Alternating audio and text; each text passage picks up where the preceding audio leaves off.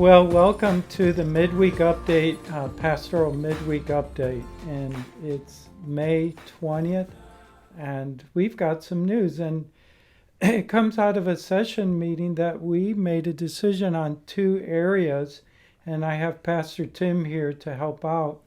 And the first is about our reopening, which seems like unbelievable. Are we really going to do this? And so you may have some questions. You'll notice on Facebook, Tim said we were going to do this. And so, Tim, what are some things we're planning to do as we move out of shelter in place? Well, yeah, it's been since May 8th, I believe, since we've met as a church. And so part of what we're hoping to do, as we're limited still to only 10 people to meet in a group, is to start to kind of build momentum for us as a congregation to start to get together. And so one of the things that we're going to be doing is we're going to be calling through the whole congregation.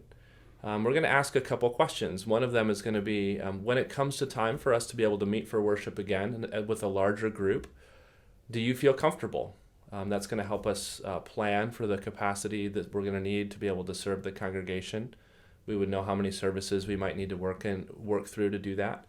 We're going to ask if you'd be interested in being part of a face-to-face K group, or if you'd be interested in being a part of actually worshiping with another family or another couple of families, so that we can start to begin to get some kind of interaction amongst the congregation again while we have some limitations.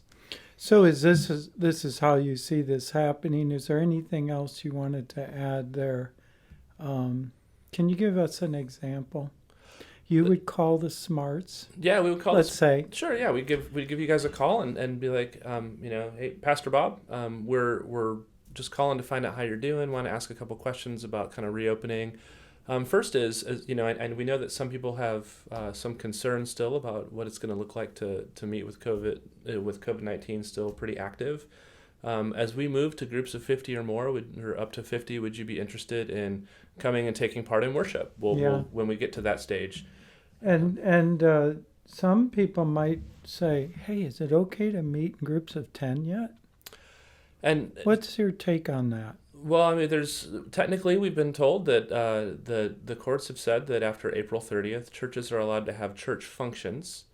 And so if someone's choosing to kind of take part in a church function, if they see themselves as maybe going to someone else's house, that might fit under that. And that's going to be a kind of a personal conscience issue that you feel like that would be okay. Yeah. And it's not meeting at church, it's meeting in someone's home. It is. I think it sounds permissible, and our elders said, let's give a green light on this. So, and there might be some practices during that. Mm-hmm. Yeah, so some folks might already be doing this and we don't even know it yet. So. Yeah, they might bring masks and things like this. They could, and they could do some social distance in their home. Yeah, we leave it to them. That's everyone's conscience, yep. Yes. So what are we going to do when we're allowed to move to maybe groups of 50? Well, that's what we're really looking forward to when we can start to get groups into the sanctuary. Things will change quite a bit. So I think even as we consider that, to know that it's going to be different, and it's okay that might not even be what we would want it to be. I think there'll be a little bit of grief that we'll go through, but also joy. So part of it's going to be that the sanctuary is going to look different. Because we're only allowed to have 50 people. People will sit in family groups, and those will be separated from one another by at least 6 feet. So we're going to continue to seek social distancing measures as we've been recommended by state, local, and national government. We're going to provide masks, and we're going to require those. I know that there's some debate on whether masks are valuable, but pretty much common practices amongst churches has said that we're going to require those, or at least very strongly encourage. And we'll provide masks for those who don't bring them. So we will have those available. Between services, we're going to wipe down all the services and get those clean and disinfected so that we'll be able to have a clean space for the next service. Services will remain about an hour long, and so we're going to continue with our shortened liturgy, partly for folks who are streaming online, as well as families who are coming. I don't know about you, but if I have a little kid having to sit in my lap, I might not be able to go for 90 minutes. And so we realize that that's going to be part of that. Some of the things that we'll be missing is we won't have foundation hour, we won't be having children's church, we won't be having nurseries. And so as we are coming together, it is going to be strictly for worship. Yes. So it's going to be challenging, but we're going to step forward. We're going to move into this because eventually more and more we're hoping we could live life again. And so early steps, there'll be lots of questions. And Tim, I think this is all on our Facebook page and website on our guidelines. Yeah, we have sent those out via the connection. They're in the Facebook group. We'll be posting those to the website here as well.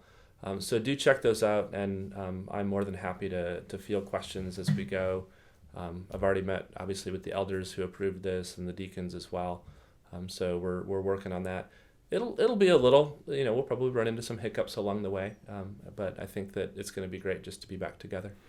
One of the things we look forward to is just having communion together, and you and I have been working on that, and you've done such a great job, and you've been helped by resources like a webinar, I think by the PCA or Next Gen and different things like that.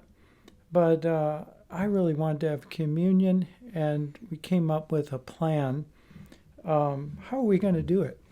Yeah, we're going to do this on June 21st. And so after service, after we're done streaming, and maybe even if at that point we're able to meet in groups of 50, which would be wonderful, we'll invite everyone to come and basically do a drive-through communion. We'll institute the elements in service. We'll invite everyone to come and join us.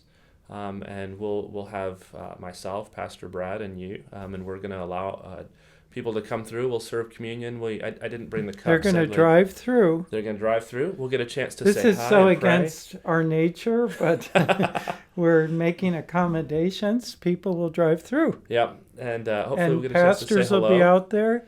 What will it look like? Yeah, I know. I should have brought one of these. I forgot to bring it in. But there's a little prepackaged communion cup. Dustin referred to it as a communion MRE, meals ready to eat. It's a MIC.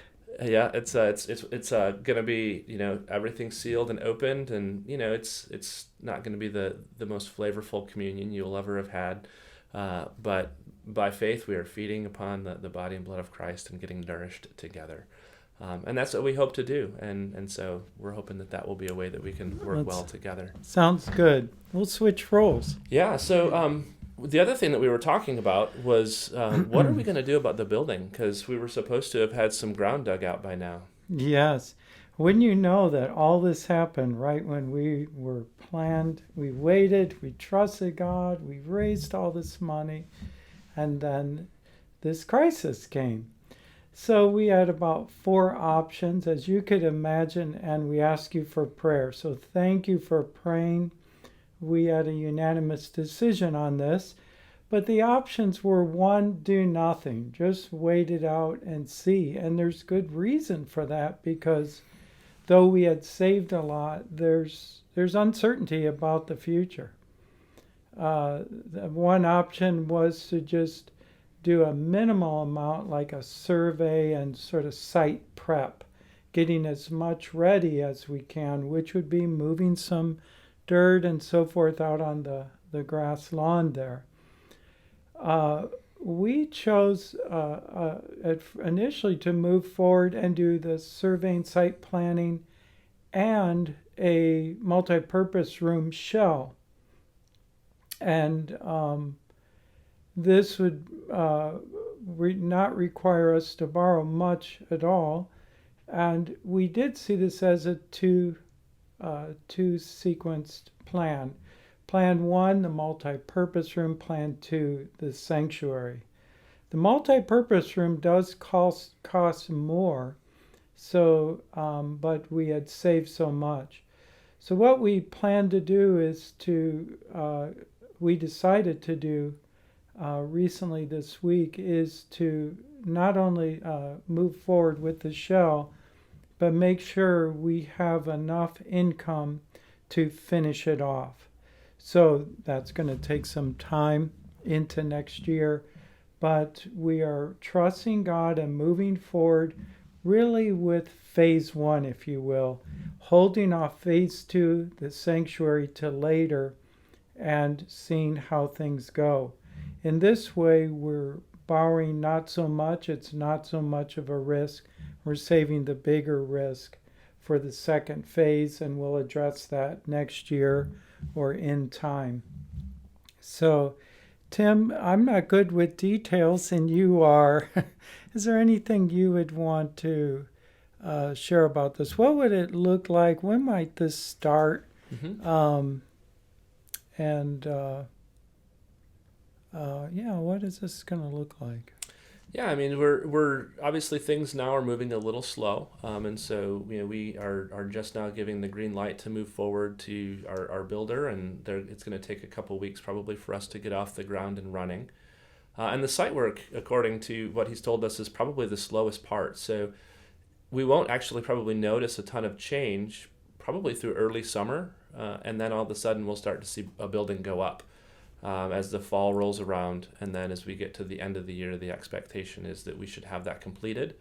That we'll see a building up. The outside will be mostly complete. There'll be probably some things that we'll need to wrap up, but it'll be safe and sound through the winter until we can roll back and finish those things up. Hopefully, turn of the year as the next construction season would start. Yeah. What's the name of the firm? Cornice and Rose.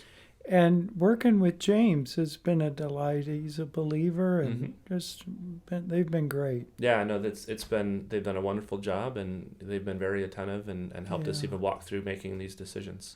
Now, some people think this was all for Pastor Brad because he wanted a basketball court. Yeah, I hear him laughing somewhere. What should we say to Pastor Brad? Get those legs back in order. Yeah. Knee surgery. No, Tim, this is going to afford us some opportunities. One is social distance issues. It's going to give us more space. Mm-hmm. But even before all this, what did we see the multi-purpose room giving us? Which you leave out, I might be able to add because I'm looking forward to this. Yeah, I mean, first it was going to be a space where we could have people meet, like so K groups could choose to host their K groups in the multi-purpose room. There's going to be hopefully a kitchen that's well set up, and they could bring in meals for their K group. I know that the campus outreach folks were super excited to be able to host students and have basketball tournaments, things like that. So it'd be a chance for us to kind of bring the college here. And get a chance for us to have a better opportunity to get to be a piece of kind of college life. Mm-hmm. It'd be a chance for us to, once we are working in the sanctuary, to meet and be able to do that while that process is going on, as well as for us to have things for CCY. I know that Pastor Brad has wanted to, allow them to use that for a lot of different physical education kind of spaces, being able to basketball, throwing things at each other, Nerf gun fights. Yeah. So all of those things are going to provide just a lot of space for connection, and hopefully as we get really creative, hopefully some spaces for outreach and ministry too. Yeah, who knows, on neighborhood and so forth. The kitchen will be more of a keep warm oven concept, but much more capacity for us to have fellowship together. And I'm just looking forward to using this for fellowship. Of course, it would be ideal for a wedding reception or something like that. But and also CE space. It's just going to open up lots of opportunities for us. We're excited about this. Please be in prayer. It's an exciting adventure. So you're going to see some changes. There's going to be some office space upstairs. Mm-hmm. There's going to be more foyer prior to walking into the multi-purpose room. There's going to be a little kitchen type kitchen oven warmer, food warmer there. And so we're looking forward to this. Well, thank you. I think that's it for now. One thing to mention is Jackie McBurney has set up some materials for kids to work at home. You'll find that right in our foyer here. And our youth are meeting on Zoom. So encouraged about Tristan and Danielle's work with Pastor Brad, and be encouraged. Hope your K groups are going well. If you have any questions, please give us a call at the office. We're here Monday through Friday. Pastors take off Friday, but we're here to help you. God bless you. Thanks. Tim. Thank you.